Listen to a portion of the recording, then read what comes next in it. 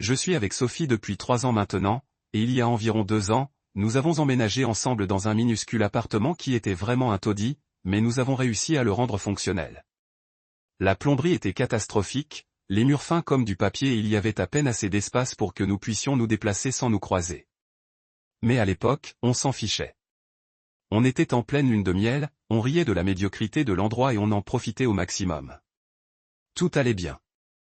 On partageait tout à 50-50e, même si je gagne plus qu'elle. Je suis dans la tech et j'ai progressé régulièrement ces dernières années, donc mes revenus sont nettement plus élevés. Mais je n'en ai jamais tiré grand profit. C'est normal, non?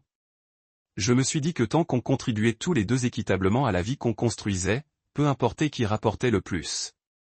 Il y a environ 8 mois, on a commencé à parler sérieusement d'acheter une maison ensemble. Rennes était devenue complètement ridicule, et nous avions tous les deux l'impression de jeter l'argent par les fenêtres chaque mois. J'économisais déjà depuis un moment pour un acompte, j'ai toujours été intelligent avec mon argent, et mon score de crédit est excellent. Je savais que je pourrais obtenir un prêt immobilier sans trop de difficultés. Sophie était ravie. Je me souviens comme ses yeux se sont illuminés la première fois que nous nous sommes assis sur le canapé avec nos ordinateurs portables et que nous avons commencé à parcourir les annonces en ligne. Le week-end, nous prenions un café et allions aux visites libres, parfois juste pour voir, parfois en rêvant à voix haute de ce que serait la vie dans un endroit avec un jardin ou une cuisine qui ne ferait pas office de couloir. C'était vraiment amusant au début. J'avais l'impression de planifier notre avenir ensemble, comme si nous le faisions pour de bon, vous voyez? Mais c'est là que les choses ont commencé à se compliquer. Quand nous avons sérieusement envisagé de faire des offres, j'ai consulté un courtier en prêts immobiliers. Ils ont vérifié tous les chiffres, vérifié ma solvabilité, posé des questions sur mes revenus et mes dettes, et au bout d'un moment, le courtier s'est assis et m'a dit, « Bon, écoutez, si vous faites votre demande seule, vous pouvez obtenir une préapprobation jusqu'à 500 000 $. Si vous faites votre demande ensemble, c'est plutôt 350 000 $. J'ai cligné des yeux. Pourquoi cette baisse? Le courtier a jeté un coup d'œil à l'écran. Sophie a des dettes étudiantes et son score de crédit n'est pas mauvais, mais il n'est pas aussi bon que le vôtre. Le système fait une moyenne, donc si vous voulez plus de pouvoir d'achat, vous devriez faire votre demande seule. J'y ai repensé sur le chemin du retour. 150 000 $ de plus, c'était de meilleurs quartiers, de meilleures écoles si nous restions assez longtemps pour fonder une famille, des rues plus sûres, des cuisines rénovées, pas seulement une première maison, mais une vraie. Quand j'en ai parlé à Sophie, elle s'est énervée, sans crier ni rien, mais je l'ai vu sur son visage. Ce mélange de confusion et de douleur. Donc, tu serais le seul à avoir le prêt immobilier, a-t-elle demandé. Oui, ai-je répondu prudemment. Enfin, juste sur le papier. Comme ça, on pourrait obtenir plus d'approbation et chercher de meilleurs logements. Mais ça ne change rien. On y vivrait toujours tous les deux. C'est toujours notre maison. Elle croisa les bras, les yeux plissés. Mais légalement, je n'y aurais aucun droit. C'est bizarre, Austin. Comme si j'étais juste une invitée chez toi. J'ai secoué la tête. Non, ce n'est pas ça. Je ne fais pas ça pour t'exclure. J'ai juste travaillé dur pour me bâtir un crédit et j'ai économisé pour ça. Il s'agit d'avoir le meilleur endroit possible. Écoute, ce n'est pas parce que mon nom figure sur l'acte de propriété que ce n'est pas notre maison. On y vit ensemble et on construit une vie ensemble, et c'est tout ce qui compte. De plus, j'ai fait remarquer que si on achetait une maison à 350 000 $, on chercherait des maisons plus anciennes qui auraient besoin de gros travaux ou dans des quartiers pas vraiment sûrs. Mais si je pouvais obtenir une préapprobation pour plus, on pourrait s'offrir quelque chose de vraiment sympa, quelque chose de plus récent dans un meilleur quartier. Elle a semblé comprendre après que je lui ai expliqué ça, et finalement on a accepté de faire une demande de prêt immobilier. J'ai fini par verser 75 000 $ d'acompte. C'était pratiquement toutes mes économies, le fruit d'années de planification minutieuse, de budgétisation et de dur labeur. En plus de cela, j'ai dû payer l'inspection, les frais de clôture et tous les petits détails qui s'accumulent vite. Sophie m'a aidé à couvrir quelques petits frais.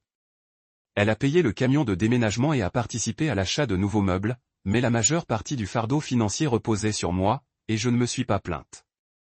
Je voulais ça pour nous. Nous avons trouvé cette maison parfaite, annoncée à 420 000 $.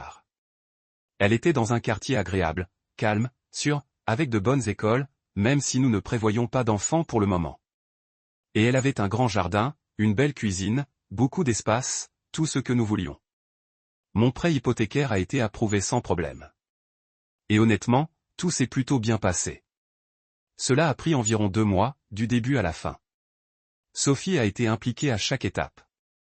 Elle m'accompagnait à chaque visite libre, m'aidait à choisir les échantillons de peinture, discutait des luminaires. Elle était tout aussi enthousiaste. Comme moi. Ça devait être notre maison, mais c'est peut-être là que je pourrais être, et je ne pense vraiment pas y être. À la clôture, Sophie a demandé à être ajoutée à l'acte de propriété. Je l'ai regardé et j'ai dit, « Attends, on en a déjà parlé. C'est moi qui paie l'hypothèque. » On avait convenu que ce serait juste moi pour des raisons financières. Elle a hoché la tête lentement, « Non. Pour l'hypothèque, mais je pensais que je serais quand même ajouté à l'acte de propriété, tu sais, pour la propriété. Donc, c'est notre maison à tous les deux légalement. » J'ai cligné des yeux. Mais ça n'a pas vraiment de sens. Tu n'as pas contribué à la compte et tu n'es pas sur l'hypothèque. Pourquoi serais-tu légalement propriétaire de quelque chose que tu n'as pas payé? Elle m'a regardé, stupéfaite. Je ne cherchais pas à être froide.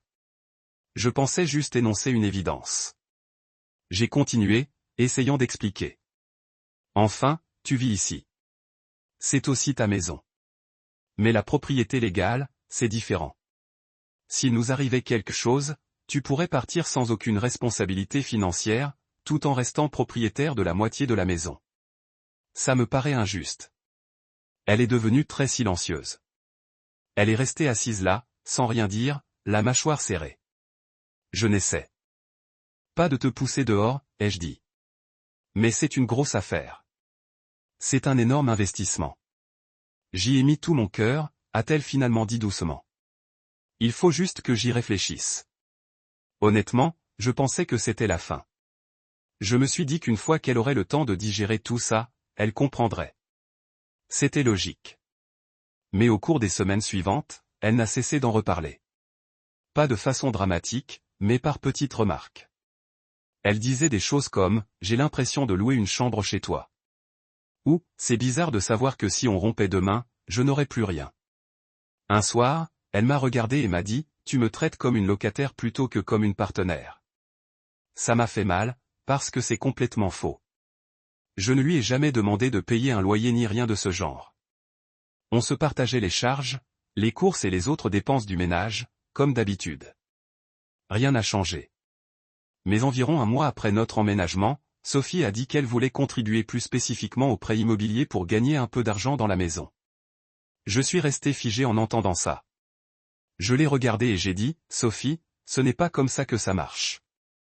Le prêt immobilier n'est pas à mon nom. Il est basé sur mon crédit, mes revenus, et c'est moi qui en suis légalement responsable.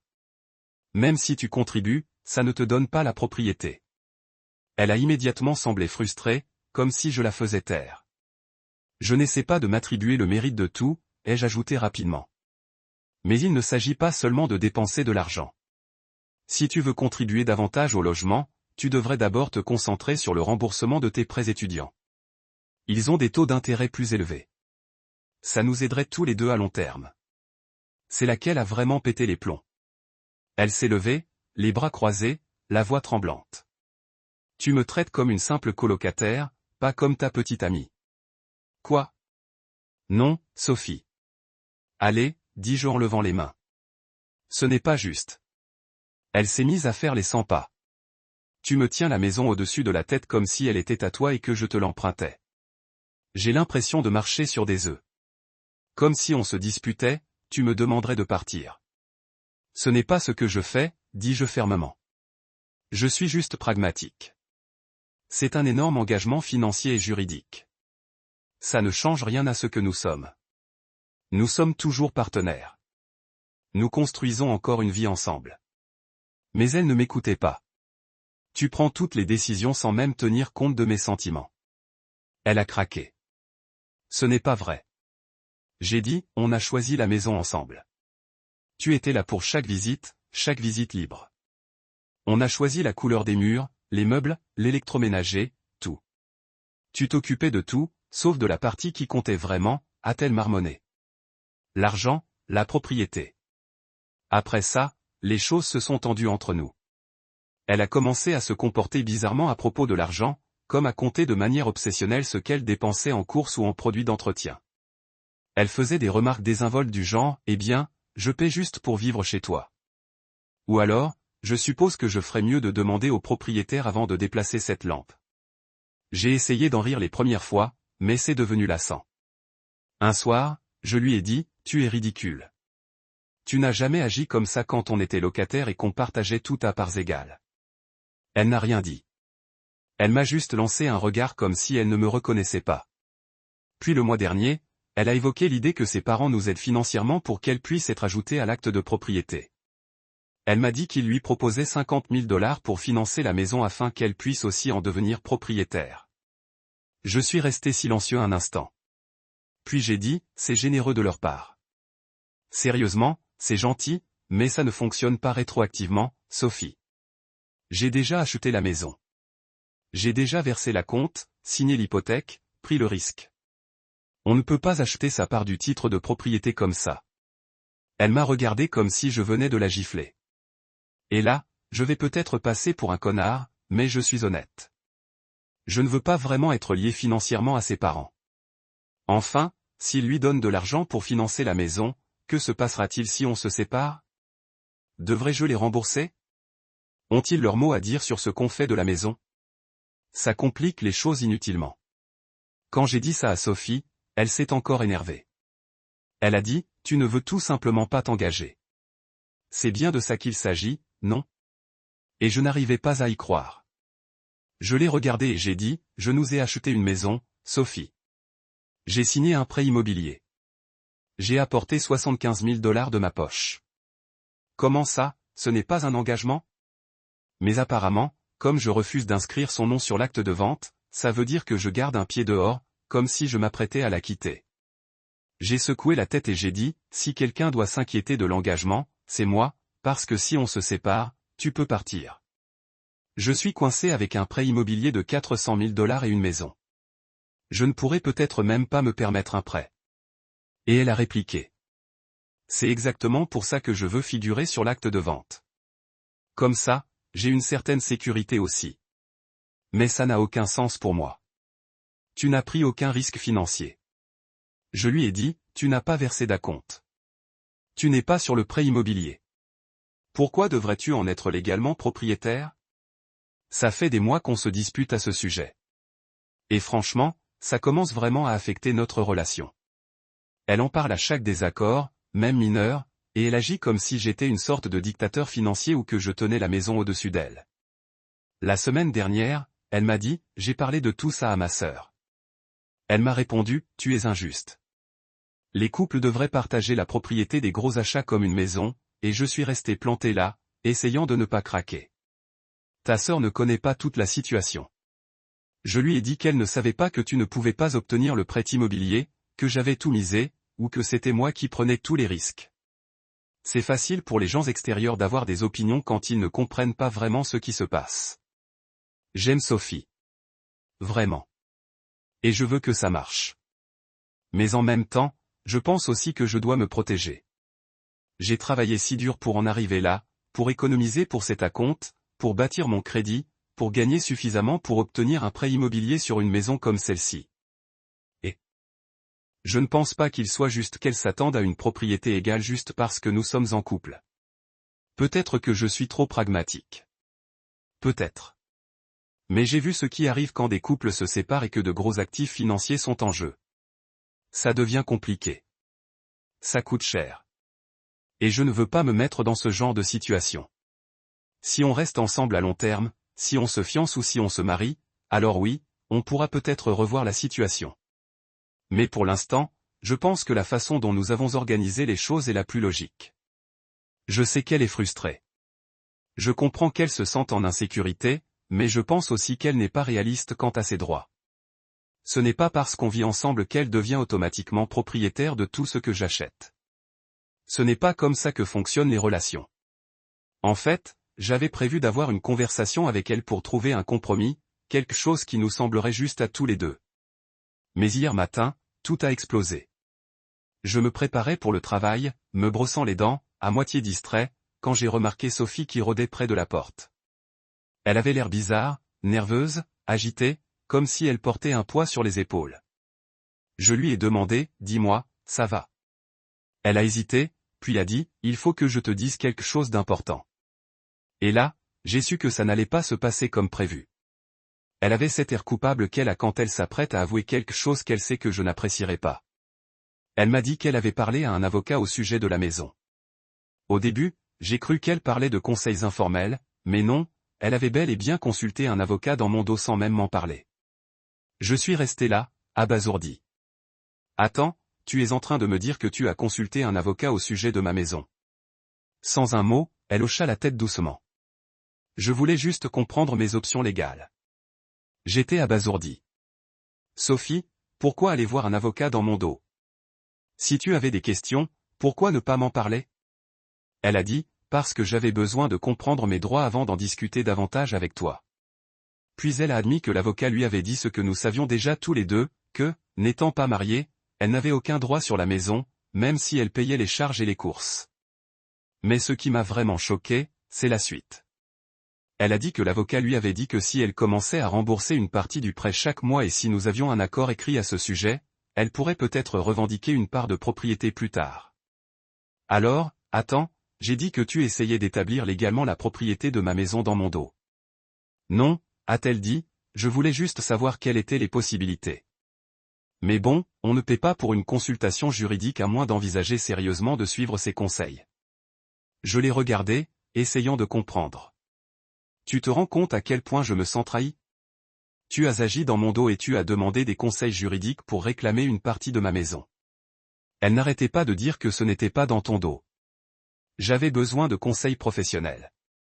Je ne cherchais pas à te faire du mal, mais si c'était vrai, pourquoi ne pas me le dire avant? Pourquoi garder le secret? Puis elle a lâché la vraie bombe. Elle a dit que ses parents n'étaient pas seulement prêts à l'aider financièrement pour être ajoutés à l'acte. Ils étaient aussi prêts à lui prêter de l'argent pour engager un avocat si elle devait se battre pour en devenir propriétaire.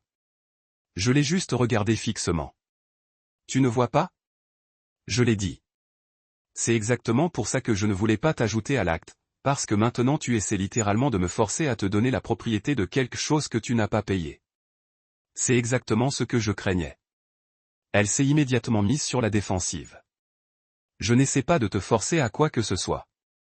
Je voulais juste comprendre ma position, mais les preuves indiquaient le contraire. Elle avait un plan, une stratégie de secours, un moyen de se faire la guerre pour une maison que j'avais achetée et payée. On a eu une grosse dispute. Je ne me souviens même plus de tout ce qu'on a dit. On s'est juste crié dessus, la tension montait. Elle a fini par attraper un sac et est partie en trombe. Elle a dit qu'elle allait passer la nuit chez ses sœurs. Et franchement, j'étais soulagé.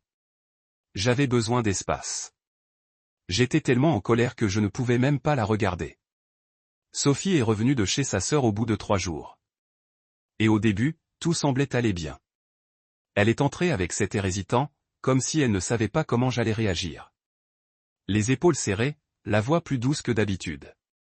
J'étais assise à la table de la cuisine en train de terminer quelques mets et elle est restée là une seconde avant de dire, « Dis-moi, on peut parler ?» J'ai hoché la tête. Je n'ai pas dit grand-chose, j'ai juste fermé mon ordinateur portable et attendu. Elle s'est assise en face de moi, tripotant le bord de sa manche. Je voulais juste te dire que je suis encore désolé d'être allé chez l'avocate. J'aurais dû te le dire. Ce n'était pas juste de te cacher ça. J'ai poussé un soupir. J'étais toujours en colère, mais au moins elle l'assumait. Oui, j'ai dit que tu aurais dû. Ça a vraiment ébranlé ma confiance, Sophie. Je sais, dit-elle rapidement. Je sais. J'avais juste peur. J'avais l'impression que tu me coupais de quelque chose d'important et je ne savais pas comment y remédier. Je me suis dit que si je comprenais mieux ma position, je pourrais t'en parler plus clairement. Mais c'était mal de le faire sans te le dire. Je comprends maintenant. Je l'ai juste fixé un instant. Ce n'était pas seulement que tu agissais dans mon dos. C'est que tu essayais déjà de trouver une stratégie juridique tout en prétendant que nous avions juste des conversations ouvertes. C'est ça qui me dérange vraiment. Elle a baissé les yeux. Je ne voulais pas manipuler quoi que ce soit. Je me sentais juste tellement impuissante, comme si je n'avais aucun pouvoir sur notre lieu de résidence ou sur notre avenir. Et j'ai dû paniquer. J'ai croisé les bras. Alors, ta solution pour te sentir impuissante, c'était de consulter un avocat et de préparer tes parents à financer une bataille juridique? Elle secoua la tête. Non. Bon, d'accord. C'est peut-être ce que j'ai perçu, mais ce n'est pas ce que je voulais. Je ne voulais pas me battre avec toi, Austin. Je voulais juste me sentir en sécurité, comme si j'avais de l'importance, que c'était notre maison, pas seulement la tienne. Je n'ai rien dit tout de suite. Il fallait que je fasse attention à mes mots. Finalement, j'ai dit, tu comptes, certes, mais ce que tu as fait me donne l'impression que tu es prêt à partir en guerre pour quelque chose que j'ai construit tout seul. Et ce n'est pas comme ça qu'on traite un partenaire non plus. Elle hocha lentement la tête, le regard vitreux, mais se retenant. Je comprends. Vraiment. Et c'est pour ça que je veux arranger ça. Je veux trouver une solution sans avocat, sans famille, ni rien de ce genre. Juste nous deux.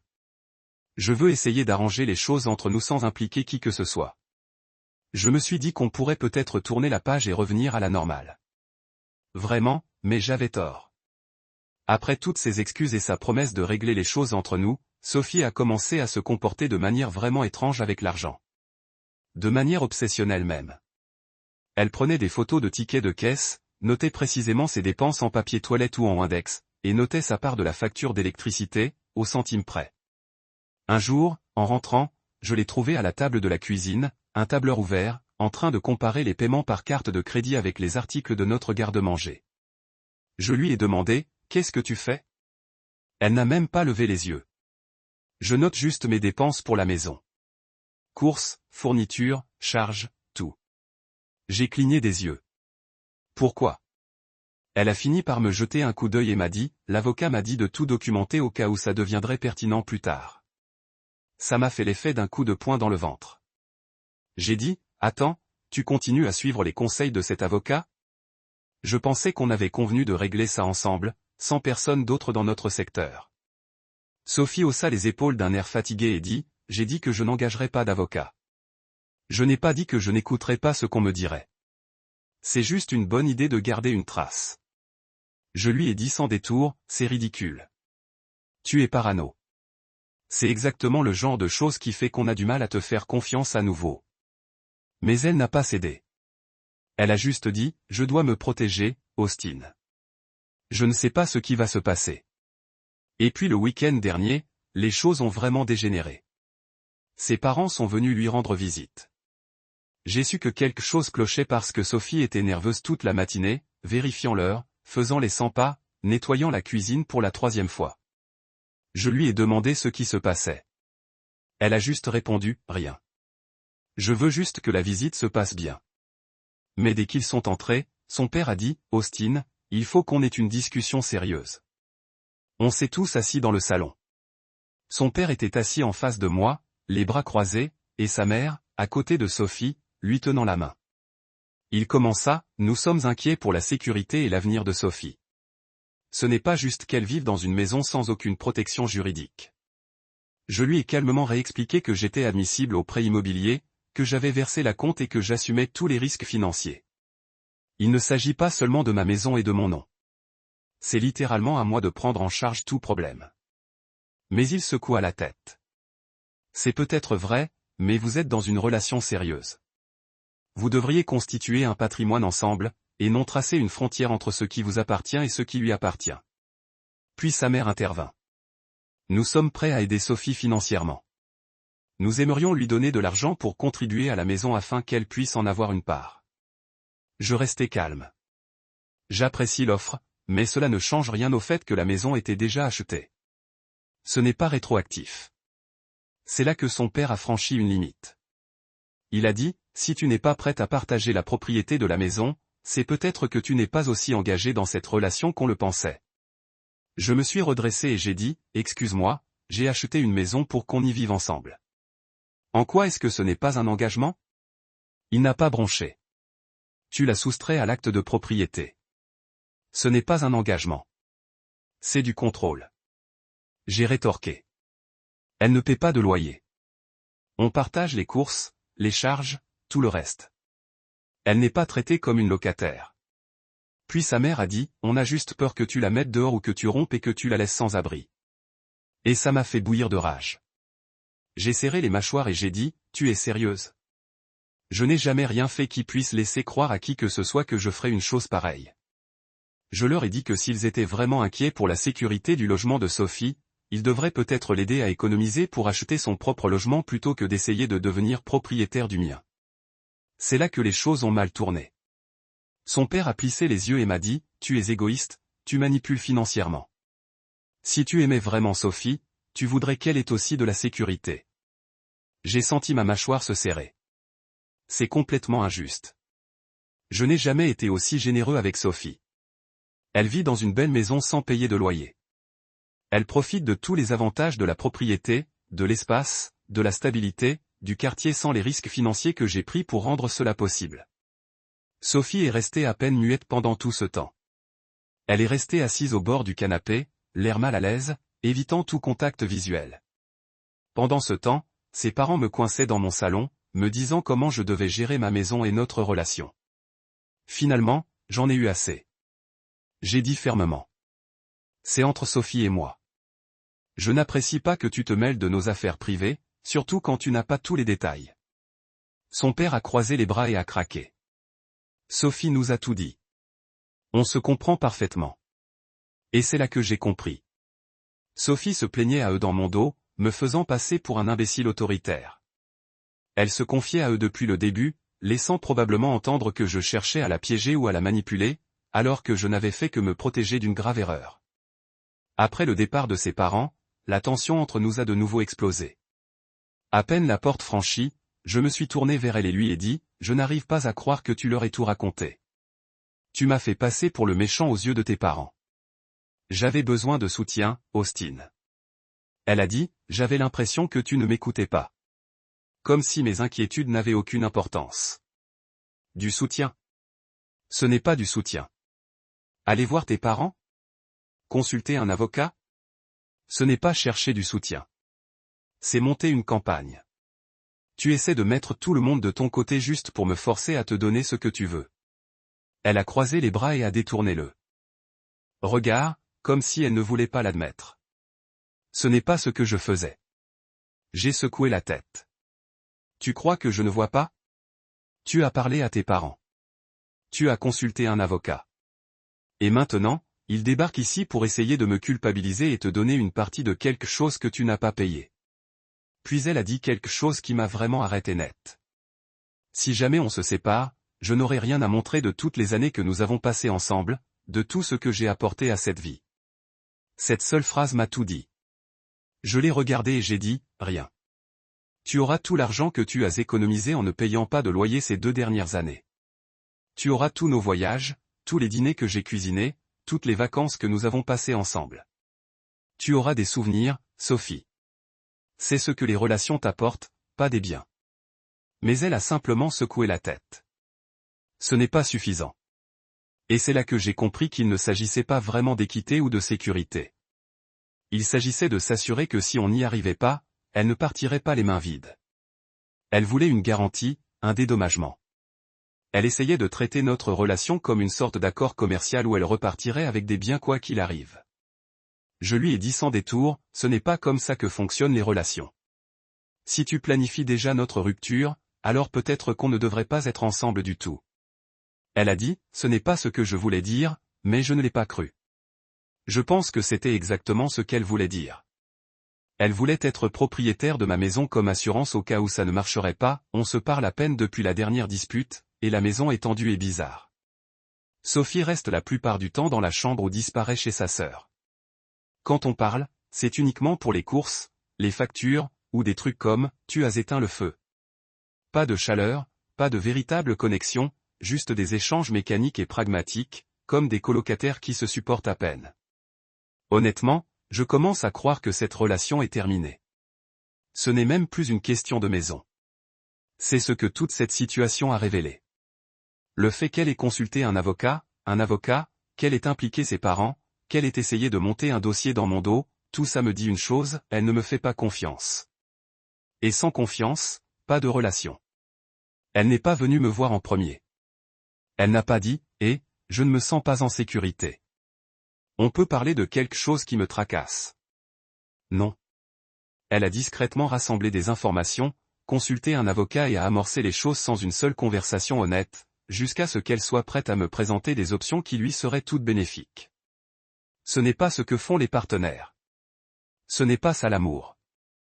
Si elle était venue me voir, s'était assise et m'avait dit « Je m'inquiète de ce qui arriverait si les choses tournaient mal. J'ai besoin de me sentir en sécurité. On pourrait trouver une solution ? On aurait peut-être pu. » Mais elle ne l'a pas fait. Elle a agi dans mon dos.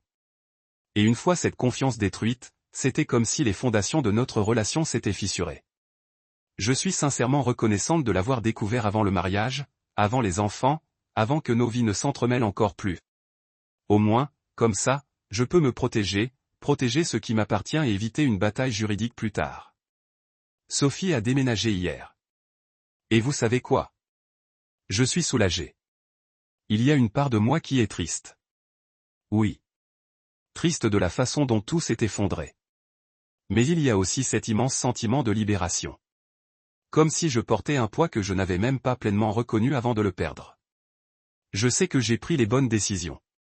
Je sais que j'ai fait confiance à mon instinct, même quand les gens autour de moi me disaient de céder pour maintenir la paix. Si j'avais suivi ce conseil, je serais dans une situation bien pire en ce moment. Mais avant son départ, les choses n'arrêtaient pas de se défaire. La goutte d'eau qui a fait déborder le vase est arrivée il y a environ une semaine. Elle a ramené ce document à la maison, tout. Elle me l'a tendu comme un traité de paix. C'est juste pour nous protéger tous les deux, a-t-elle dit. J'ai travaillé dessus avec mon avocat. C'est juste. Alors, je me suis assise et je l'ai lu. C'était un contrat de cohabitation censé refléter ses contributions futures. Des trucs comme ça part du prêt immobilier, qu'elle n'avait, pour info, jamais payé auparavant. Mais le plus drôle, c'est qu'il stipulait que ces paiements passés pour l'épicerie, les charges, les produits d'entretien, tout cela serait comptabilisé comme une contribution à la valeur nette de la maison. Je me souviens l'avoir regardé et lui avoir dit, « Sophie, l'épicerie et l'électricité ne sont pas des paiements hypothécaires. On ne gagne pas en capital en achetant du papier absorbant. » Elle croisa les bras, mais j'ai aidé à gérer ce ménage. Ça compte. Mon avocat l'a dit. Je n'ai même pas répondu tout de suite. J'ai continué à lire. Et puis je suis arrivé au passage qui m'a vraiment sidéré. Il disait qu'en cas de rupture, j'aurais deux options, soit racheter sa part de la maison à la valeur marchande actuelle, soit vendre la maison et partager le produit. Donc, en gros, elle pourrait me forcer à vendre ma maison en cas de rupture, et elle a décidé qu'elle voulait du cash plutôt que sa soi-disant part. Cette clause du contrat de vie commune était limpide. Je la regardai et dis catégoriquement, « Je ne signe pas ça, Sophie. » Absolument pas, elle n'a même pas eu l'air surprise. Elle croisa les bras et dit, « Alors je ne pense pas pouvoir rester dans cette relation. Je dois me protéger financièrement. » Je la fixai une seconde.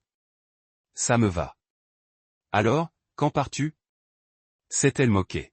« Tu es têtu et complètement déraisonnable. Tous les couples que je connais partagent la responsabilité des achats importants. » « Oui, ai-je dit. Et la plupart de ces couples achètent une maison ensemble. Ils contribuent à l'apport ensemble. Ils remboursent le prêt immobilier ensemble. Tu n'as fait ni l'un ni l'autre, donc pas d'argent, pas de chéri. » C'est laquelle a dit quelque chose qui m'a vraiment stupéfait. Comme si j'étais bouche bée. Elle m'a regardé sans rire et m'a dit, « J'ai investi 3 ans de ma vie dans cette relation. Je t'ai aidé à devenir le genre de personne qui peut se permettre d'acheter une maison. Je mérite de bénéficier de cet investissement. » Je plie un. « Sophie, je suis devenu un succès. Ce n'est pas ainsi que les relations fonctionnent. Vous n'obtenez pas les capitaux propres pour vous soutenir. Ce n'est pas une affaire commerciale. » Son visage durcit. Je le savais. Vous ne m'avez jamais vu comme un partenaire égal. Vous venez de m'utiliser pour le sexe, pour la compagnie, tout en gardant tous vos actifs enfermés comme si je n'avais pas d'importance. J'ai senti mon tempérament augmenter. Mais j'ai gardé ma voix stable. Si être un partenaire égal signifie vous donner quelque chose que vous n'avez pas payé pour prouver que je vous aime, alors peut-être que nous ne sommes pas compatibles. Peut-être que nous ne l'avons jamais été. Si ce n'était que pour le sexe, alors je suppose que l'argent que j'ai dépensé pour vous, j'aurais pu embaucher une meilleure escorte de la rue. Elle n'a rien dit après ça. Elle a juste tourné et a commencé à emballer. Elle a appelé sa sœur et il a fallu 2 jours pour rassembler toutes ses affaires. Et tout le temps, elle a agi comme si j'étais celle qui lui a donné un coup de pied, comme si j'avais claqué la porte sur son visage et lui avais dit de se perdre. Mais je ne lui ai jamais demandé de partir. Pas une fois. Elle a fait l'appel elle-même. Puis la nuit avant son départ, elle a essayé une fois de plus. Nous étions dans la cuisine, moi penchant contre le comptoir, les bras pliés. Elle tenait un verre d'eau, se faisant légèrement résoudre. Je pense toujours que nous pourrions résoudre ce problème, dit-elle tranquillement. Si vous êtes juste disposée à faire des compromis. Je lui ai dit, Sophie, je ne vais pas me faire pression pour abandonner la propriété légale de ma maison juste pour vous faire sentir en sécurité. Ce n'est pas juste pour moi, et ce n'est pas le fondement d'une relation saine.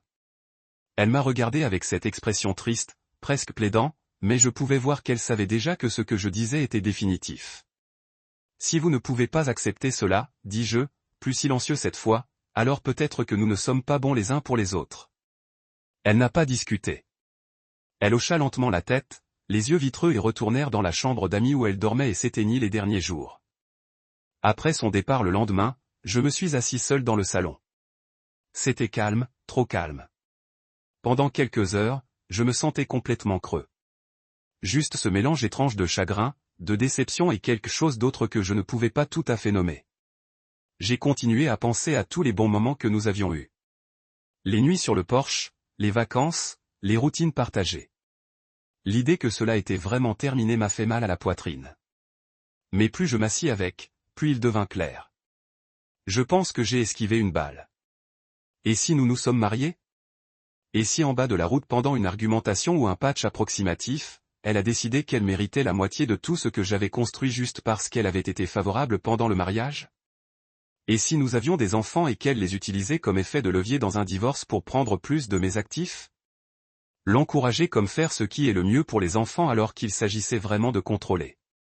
J'ai vu un côté d'elle que je n'avais jamais vu auparavant. Quelqu'un qui, quand les choses ne se sont pas allées dans son sens, ne m'ont pas parlé, ne me faisait pas confiance, n'a pas travaillé avec moi.